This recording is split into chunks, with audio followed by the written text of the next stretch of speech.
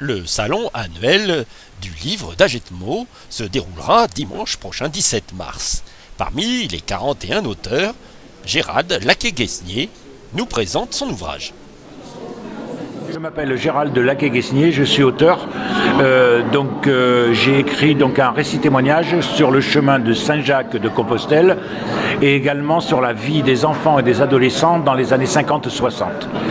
Voilà, alors pourquoi avoir écrit des livres sur le chemin de Saint-Jacques? Pour la bonne raison, c'est que je l'ai fait moi-même dans son ensemble, donc depuis le Puy-en-Velay jusqu'à Santiago, soit 1560 km à pied en, disons, 9 semaines environ.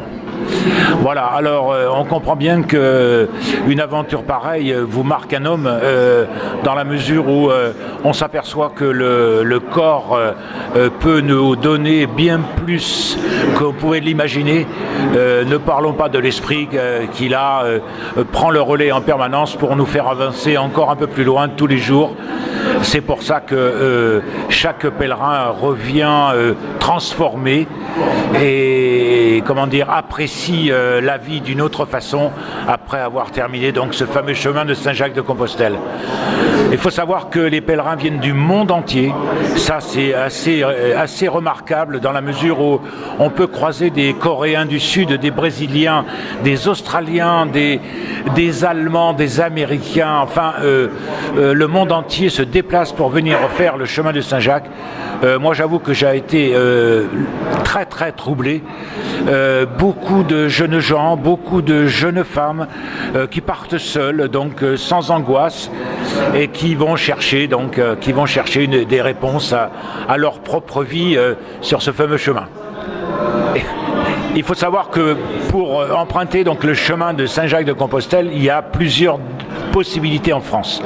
Alors on peut partir de la ville de Arles et on rejoint Punta l'Arenas en traversant les Pyrénées, où tous les chemins se rejoignent. Donc je disais qu'on pouvait partir de Arles, et là ça draine donc toute l'Europe du Sud, l'Italie principalement. Ensuite nous avons le chemin du Puy-en-Velay qui draine donc un petit peu l'Est de l'Europe, la Suisse, l'Allemagne et au-delà. Ensuite nous avons le chemin de Vézelay qui concerne plus particulièrement l'Europe du Nord, la Belgique, la Hollande, le Luxembourg, et enfin le chemin de Tours qu'on appelle le chemin littoral qui descend le long de la côte et qui rejoint également Punta l'Arenas en Espagne. Et donc là ce chemin concerne surtout la Grande-Bretagne.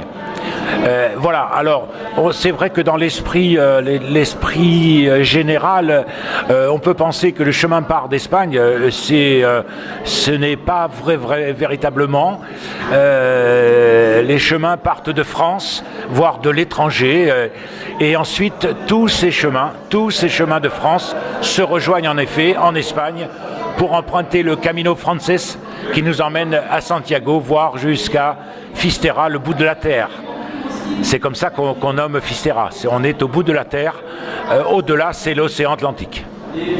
L'île brûlée, ça m'appartient. Ça fait partie de mon patrimoine d'enfance. Donc voilà, de l'île brûlée. J'ai eu une enfance compliquée, donc je l'appelle l'île brûlée, tout simplement. L'île existe. Elle existe dans Lyon, à côté d'Auxerre. On l'appelle l'île brûlée. Et ça correspond donc à une partie de mon enfance. Quel est le rapport entre les chemins de Saint-Jacques et les enfants? Ah ben voilà. Les enfants qui sont sur le parcours. C'est l'enfance et l'adolescence qui viennent me retrouver sur le chemin, dans la mesure où j'ai quand même des jours sans, où je suis en souffrance, et donc c'est l'enfant qui reste en moi, qui me demande d'avancer plus loin, parce que l'enfant, quand il était vraiment enfant, moi, il fallait qu'il se débrouille avec ce qu'il avait à l'époque, et donc il trouvait toujours des solutions et des réponses à tout. Et là, c'est la même chose. L'homme adulte a presque 65 ans, il part sur le chemin, la famille elle comprend pas, mais peu importe, il a décidé de partir, donc je suis parti. Et je suis arrivé au bout, et voilà, et grâce à la petite, on va dire la petite voix intérieure qui dit en permanence tu ne vas pas renoncer, on avance, demain sera un autre jour, par exemple. Voilà, c'est pour ça que j'ai mêlé l'enfant et l'adolescente dans ces deux récits qui concernent quand même essentiellement le chemin de Saint-Jacques-de-Compostelle. Voilà en gros comment je peux vous répondre. Là, je décline donc mon aventure étape par étape. Donc il y a plein de pèlerins qui vont s'y reconnaître forcément. Et si on revient à l'enfance et à l'adolescence, l'homme de 65 ans qui est parti sur le chemin de Saint-Jacques, c'est grâce à l'enfant et à l'adolescent qu'il a été auparavant, dans la mesure où quand il a commencé quelque chose, l'enfant ou l'adolescent, il allait toujours jusqu'au bout. Donc l'homme se retrouve là-dedans et il raconte ses petites histoires d'enfants et d'adolescents. Mes livres sont disponibles éventuellement donc sur ma page Facebook. Mes livres sont disponibles sur les librairies en ligne, sur Internet, mais on peut également les commander en librairie traditionnelle et on peut également les commander chez l'éditeur France Libris à Orthez. Je serai donc au salon de Agenmo le 17 mars. Puisque Agenmo c'est ma ville d'accueil, je suis arrivé en 1980 à Agenmo, j'y habite encore, donc 40 ans après on va considérer que les Landes c'est mon département d'adoption et je me ferai un honneur évidemment d'aller au salon du livre de Agenmo.